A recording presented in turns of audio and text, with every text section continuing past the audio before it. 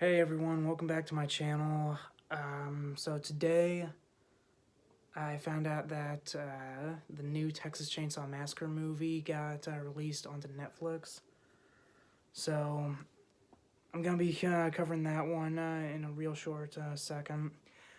Just a forewarning, there's definitely gonna be spoilers because there's a few things that I liked and I didn't like that I kind of have to talk about spoilers. So spoilers ahead. And I'm also gonna try to make this quick because I have been up since 1 in the morning today, and I'm already starting to feel a headache coming on. So let's get started. So, the film basically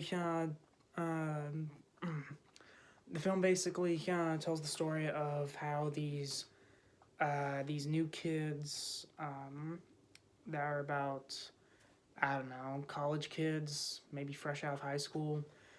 They go to this town in Texas called Harlow. I'm not sure if that's a real town or not. Like I've never been to Texas, so I won't know. But they go to this ghost town of Harlow to gentrify it. No, those are their words in the movie, not mine.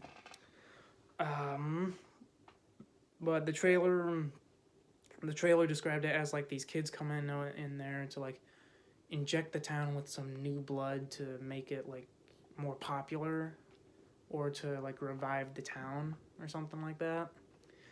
And already like within about 5 seconds, well, not 5 seconds, 5 minutes, already within about 5 minutes, I already disliked almost all of the main kid characters.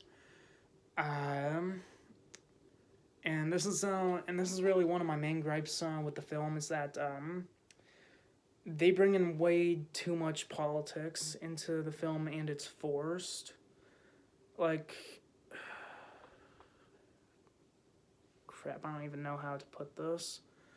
Um, like, basically, every single stereotype that you can think of about college kids with having like a liberal bias, I guess. Like, that's basically those kid characters, except for one of them, and I'll talk about her in a second. But within about 5 minutes of the film, uh, they already set up like not only the kids but also like the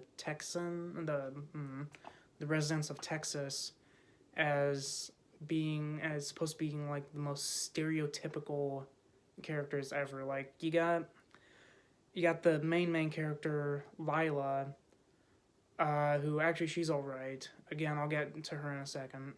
But then you got her sister named Melanie and this African American guy named Dante, and then there's this blonde haired girl. I can't even remember what her name was, but the three of them are basically the most stereotypical college kids, like anti-gun, anti-Texas redneck or whatever. And every character that they introduce in Texas, um, for a hot minute, I thought that they were supposed to be like the most stereotypical, like racist rednecks that would ever walk the face of the earth.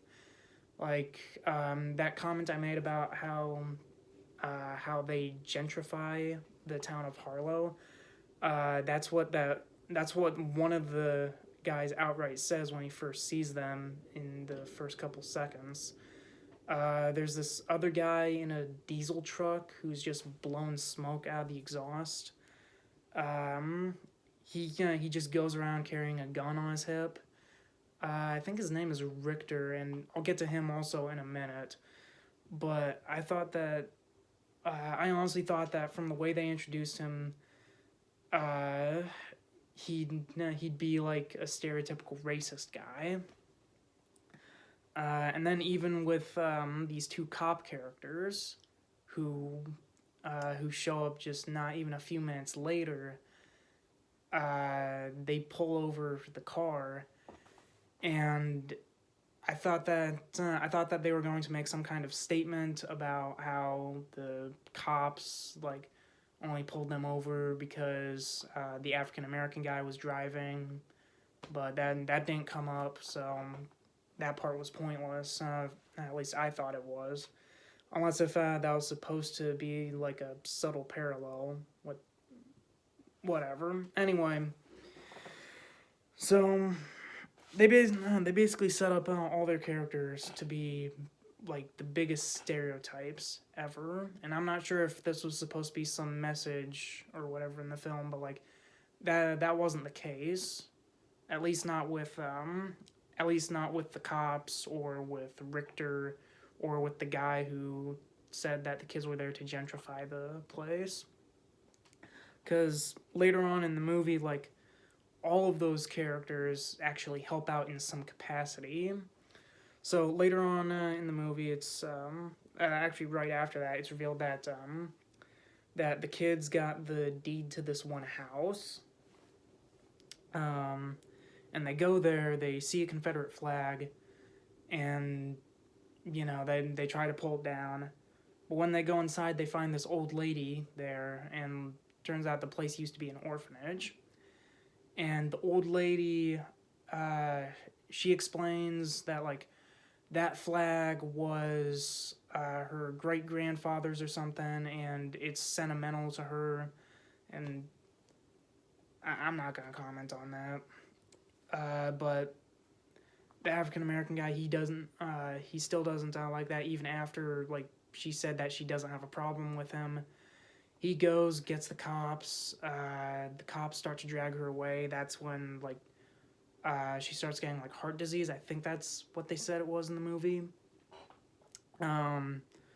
So then it's revealed that like she's been taking care of Leatherface all of this time, and Leatherface carries the old lady into like the squad vehicle or paddy wagon, whatever it's called, and that's where the cops become helpful because they're the ones that Dante called to help out. So I don't know if this is part of the whole subverting expectations thing that movies like to do nowadays, but like the cops ended up helping Dante and getting the old lady removed, which turned out to be a mistake because the old lady ends up dying, and that's really just what starts Leatherface's rampage, because he really messes up those cops. Like he snaps one of the cops' wrists, like just freaking snaps it where the bone is jutting out, and then he just starts stabbing him with the bone shards, and that somehow ends up causing that his gun to misfire and shoot the cop in the neck that's driving.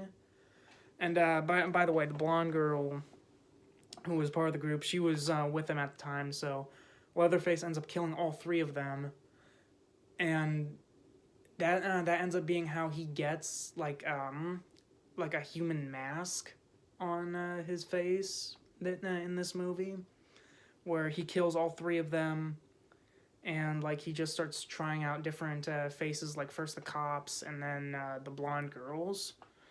But for a split second in the back, you can actually see like Leatherface's face, and if I recall correctly, the previous few movies, like the remake and the Leatherface prequel, they kind of explained that the reason why he wears that human mask is because like he's deformed. Like I know in the remake he had some kind of like skin condition where like his entire nose was missing as well. And then in the prequel movie, the one that came out in 2017, I think he got his like jaw torn open from like a shotgun blast. But and here, like for the split second that you see his like just bearded face, like there's nothing. There's no deformities. Like he looks like an angry I don't know.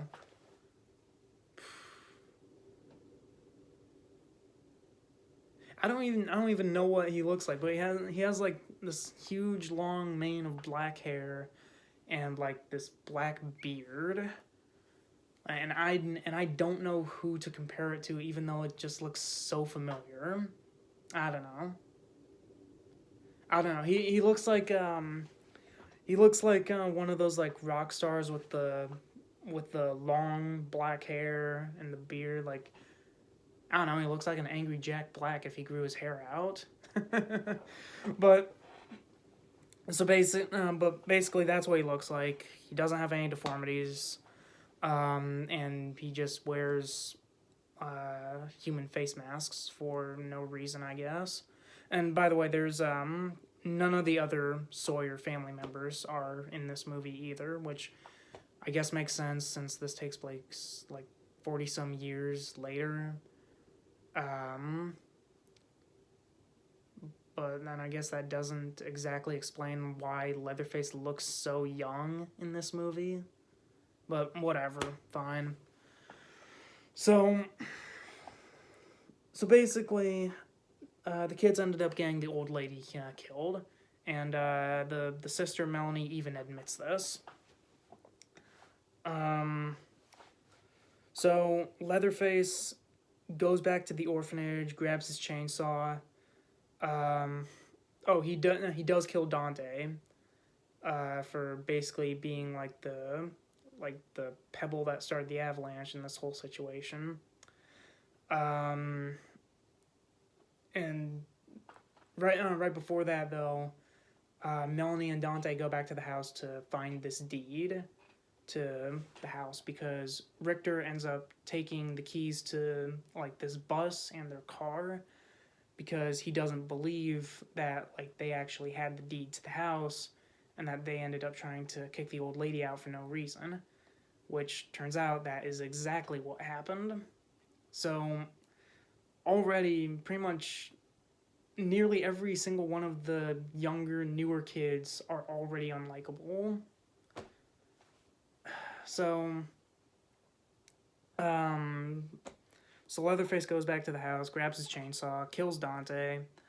Uh, the gun-toting guy Richter, he goes into the house, and he actually gets a really good fight with Leatherface. Like, I don't know, I was really rooting for him. Like, pretty much every time that I saw him on screen, except for the intro where it looked like they were gonna make him like stereotypically racist. I I was actually rooting for this guy because, and this is the whole thing with the subverting expectations thing.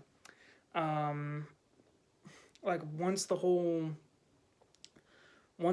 like intro of the whole thing with like he's a gun-toting redneck stereotype is out of the way, like it's revealed that like he was the contractor that set them up with the house in the first place. He just didn't know that they actually had the deed to that they didn't have the deed to it. Um, he actually ends up sympathizing with Lila because like out of all the characters, that girl in the jean jacket, Lila, like she actually has a reason to have a dislike for guns because throughout the movie, like she has these PTSD flashbacks of when her school got shot up, and she actually got shot at, but somehow she survived. And Richter actually sympathizes with her, even though he has several guns.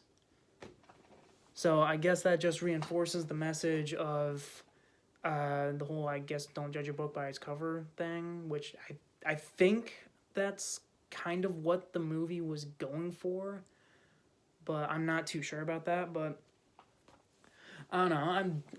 I was really hoping that Richter would actually survive until the end, because this guy was awesome in the movie. Like he sympathized with Lila, and B, like he actually got a pretty good fist fight with Leatherface in before Leatherface actually like messed him up. But so unfortunately, Leatherface kills Richter. He gets his chainsaw. He chases Melanie and Lila around.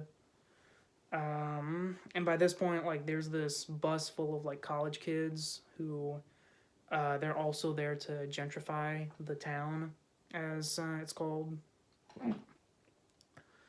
Uh, he tracks them onto the bus.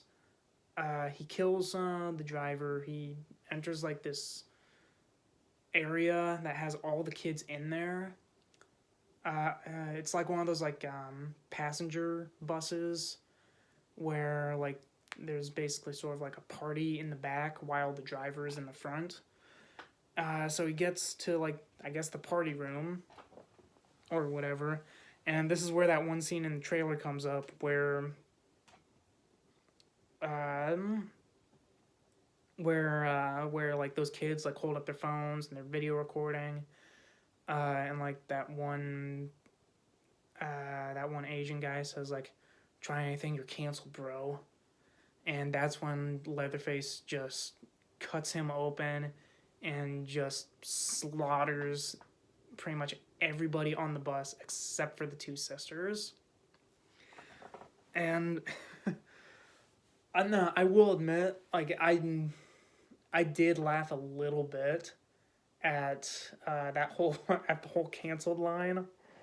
And then whenever it's shot from the perspective of the phones, because apparently all those phones were live streaming Leatherface just massacring everybody.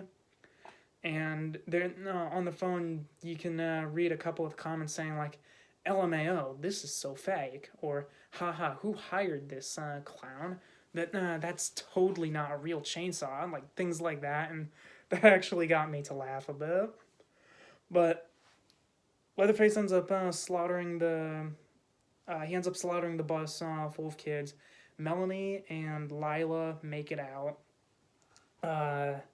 They're finally found by Sally Hardesty, the survivor of the original movie.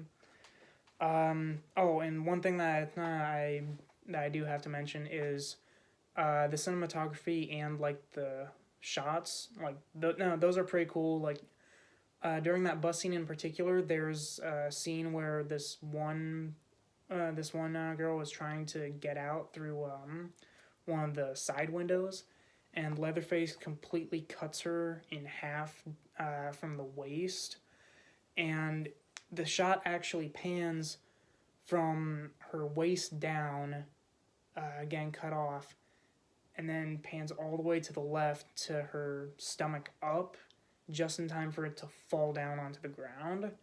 So shots like that are always pretty cool. There was another one in the house where Leatherface kills Dante. Like he slashes open his jaw, but it's framed from where like the door is just swinging open and shut.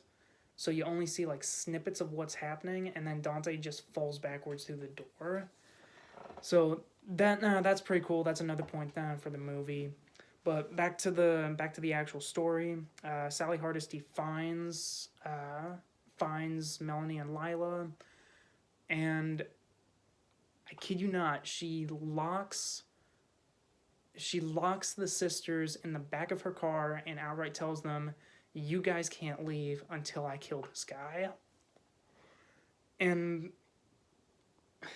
the reason why I never mentioned Sally up until now is because she's been in a couple snippets during the first and second act, but she's done nothing up until this point. Like that guy that I mentioned, the guy who was talking about the town being gentrified, he's the guy who ends up calling Sally about Leatherface coming back, and that's just one scene that's about a minute long, and like she hears it on the radio while she's like gutting pigs. There's another scene where she checks out the squad vehicle where the two cops and the blonde girl got killed, and like that, and that's it. I guess it showed her that like, oh, they're going to Harlow. Even though the radio already said that police were needed in Harlow, so That's two 1-minute scenes of Sally in. And she doesn't really do anything until the final act of the film, where, again, it starts off with Sally locking the kids in the back of her car, saying that she's not going to let them go until she kills Leatherface. She goes back to that orphanage where the Leatherface is, and she has him dead to rights, a shotgun in his face, and basically she starts ranting at him about, like, oh, I'm the one who survived you, you killed my friends, you traumatized me, say my name, blah blah blah, do all that. For a second, I honestly thought that the filmmakers were going to have Leatherface talk, but instead, in some way, it's a little bit worse for both Leatherface and Sally. Because instead of talking, Leatherface just picks up his chainsaw, leaves the room. Sally doesn't follow him, and she just realized, like, oh, you don't remember me? Well, shoot. And she just stands there and lets him leave. So then Leatherface goes outside, breaks open, like, the windows on Sally's car. She's about to... Leatherface is about to kill Lila when Sally finally comes out of the orphanage and starts shooting at Leatherface. And then, like, she starts doing that crazed laugh like she did at the end of the first movie. To in some kind of hope to get him to remember her. So then Leatherface runs off. Sally chases after him. The girls escape the car. But not before Sally finally gives them the keys.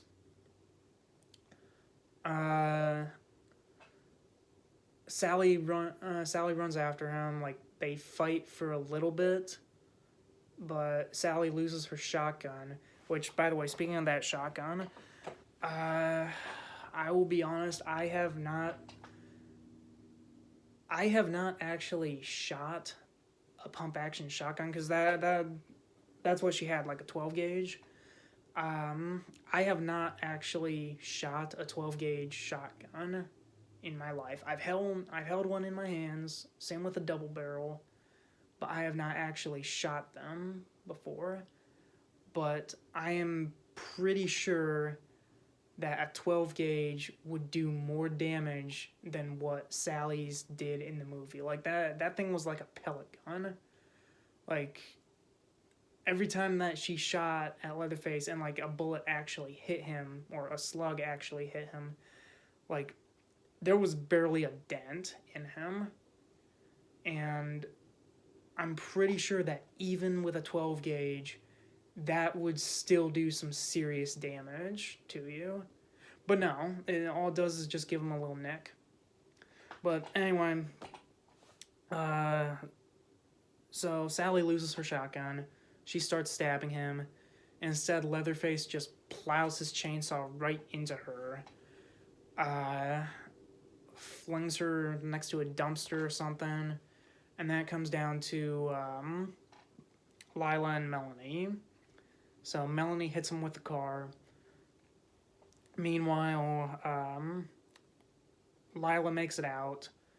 Leatherface is about to kill Melanie, who's now, like, trapped in the wrecked car, when Lila actually grabs this one AR-15 rifle, I think. It was either AR-15 or M16, I can't remember, but she grabs a rifle that Richter actually showed her earlier in the movie, and unfortunately it's either not loaded or the gun jams. So, okay. So, Leatherface ends up chasing her.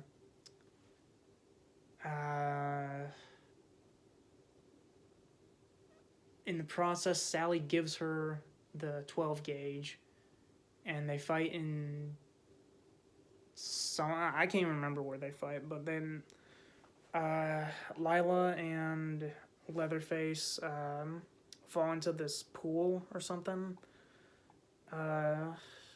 Melanie somehow gets out of the car off screen. She starts choking Leatherface by jumping onto his back. Lila gets a hold of the shotgun and shoots him twice. And that's when Melanie grabs the chainsaw and like just slashes upwards into his head, and he falls into the water. And real quick, before I talk about the final ending, this is something that I forgot to mention with the whole bus scene. There is a nice homage to The Shining, where while Leatherface is just slaughtering everybody in the bus, Melanie and Lila, the way they escape is they hide in the portable bathroom, and they escape through this window in the ceiling. But before Melanie can escape, Leatherface just starts cutting open the door, and the way it's shot is exactly like The Shining, where like Jack is just beating down the door with the axe.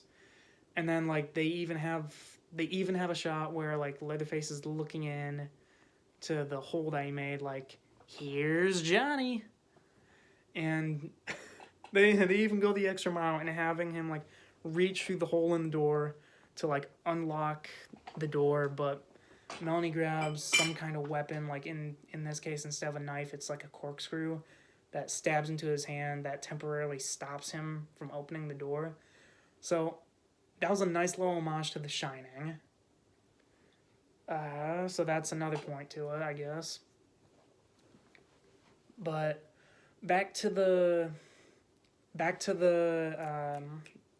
main story. So after they defeat Leatherface, Melanie and Lila are pretty much the only survivors of that whole thing. So they get into this like really fancy car. They're about to leave. When Leatherface actually appears again, he grabs Melanie, pulls her out of the car, and then cuts her head off with the chainsaw.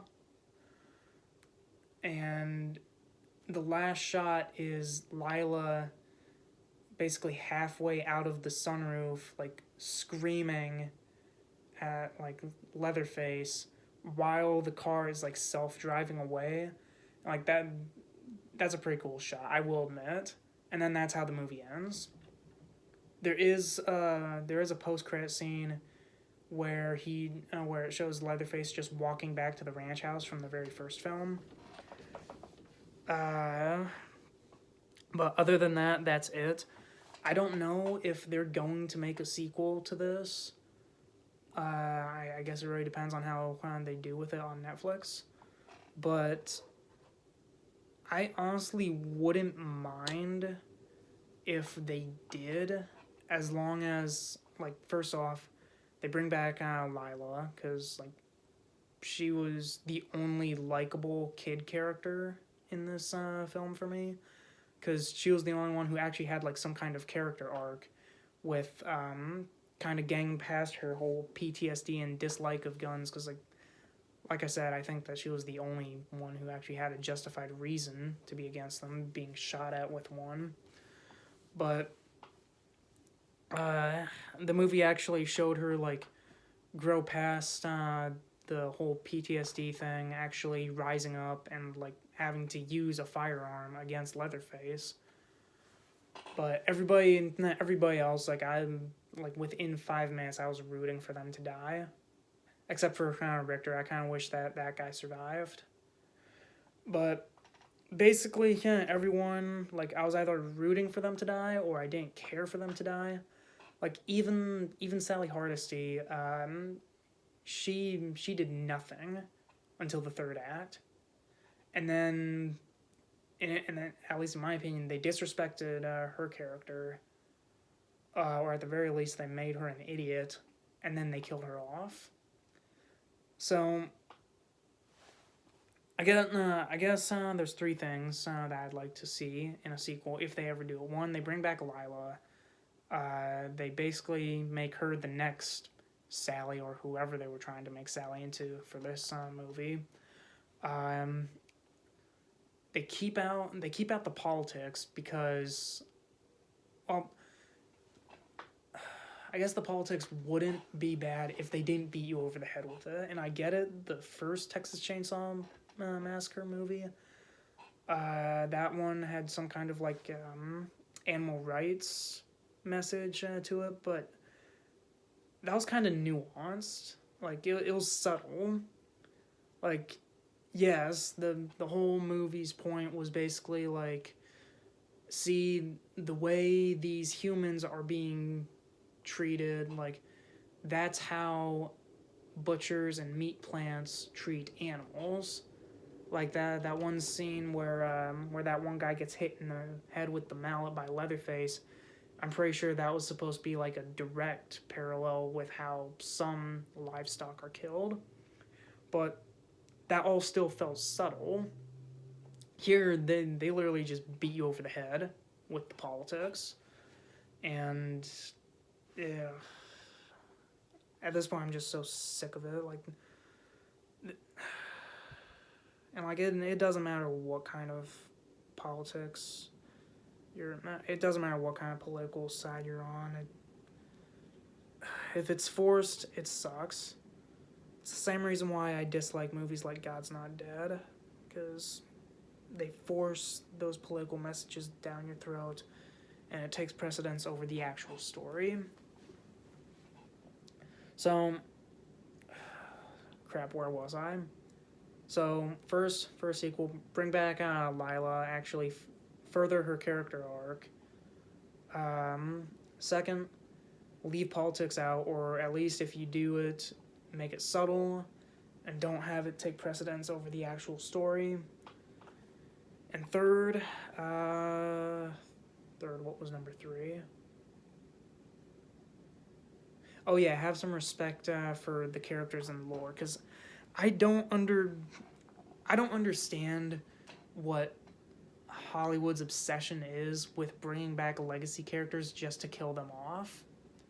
Like, you guys already saw my Halloween Kills review where I compared it to like The Last Jedi, where they brought back fan favorite characters only to kill them off, and then the other characters they disrespected. Well,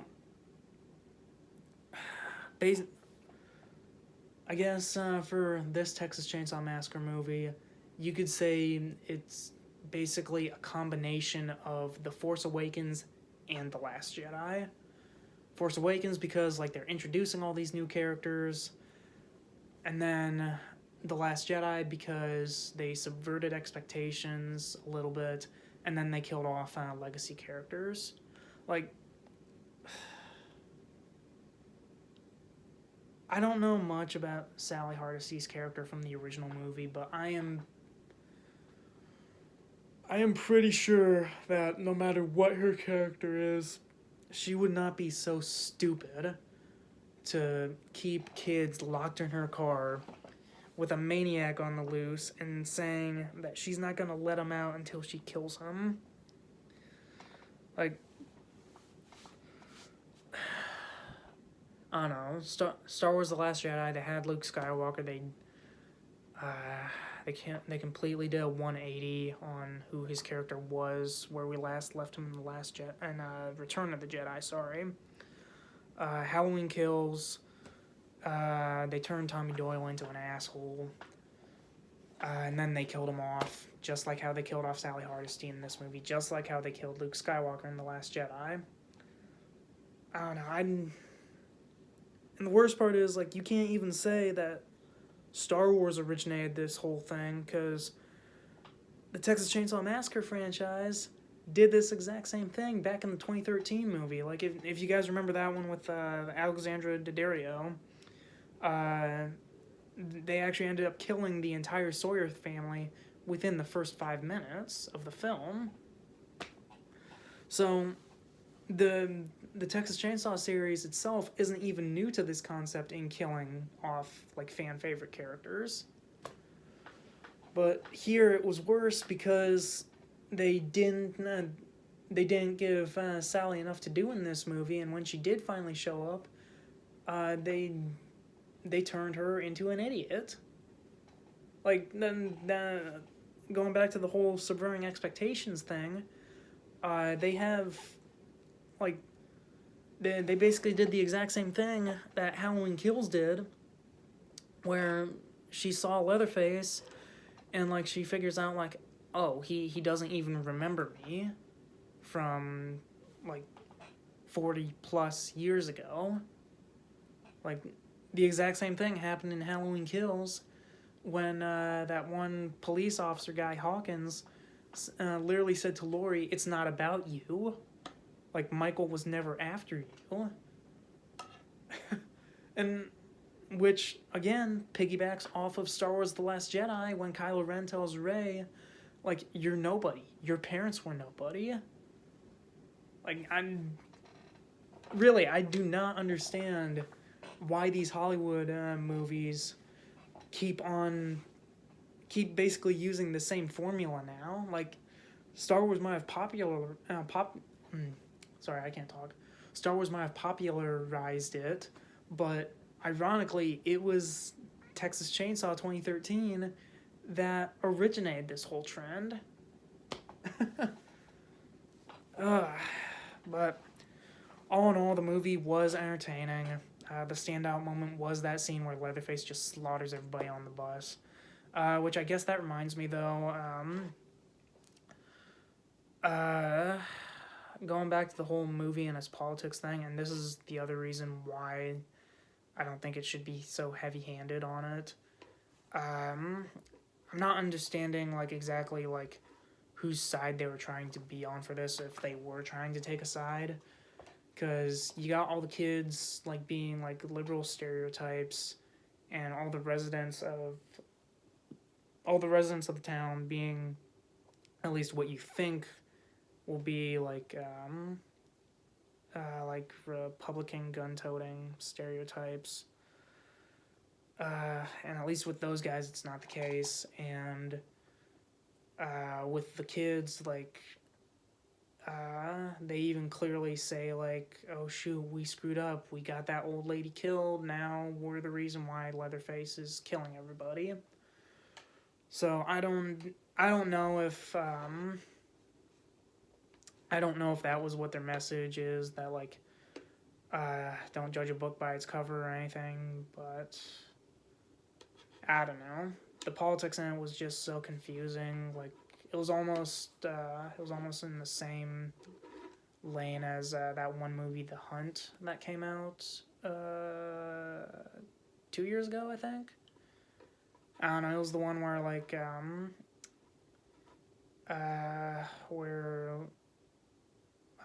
liberals who were against Trump were hunting down, like, Republican stereotypes. And this is in the movie. This isn't just me saying this. Where, like,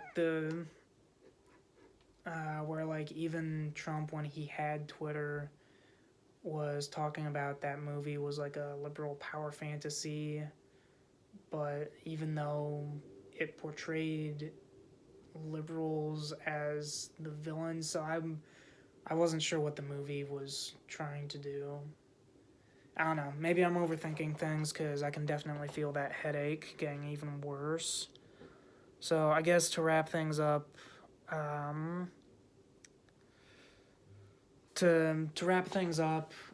movie was entertaining. It got a little bit cringy with the politics. The characters, especially the legacy characters, I felt were disrespected. But when Leatherface does finally actually massacre people with his chainsaw in Texas, it does have a few standout moments. I will admit that. And I wouldn't mind seeing the Lila character show up in a sequel to take on Leatherface again. So all in all, if you can look past all the flaws, I think you'll like the movie. If you're a diehard if you're a diehard Texas Chainsaw fan, and, like, a very big fan of Sally Hardesty, you might not like it.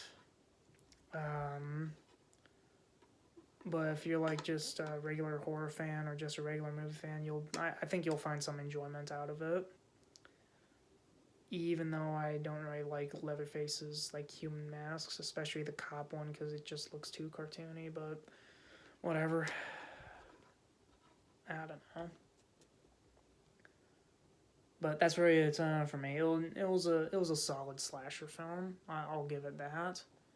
There's a good movie in there somewhere, as long as they just take out all the politics and the formula that the Star Wars movies have been doing. Ironic, didn't think I'd ever compare like a horror movie like the Texas Chainsaw Massacre or Halloween Kills for that matter to the new Star Wars movies, but here we are. But I don't know. At the very least, it's worth a watch. So I don't know. I'm done for now. Good night.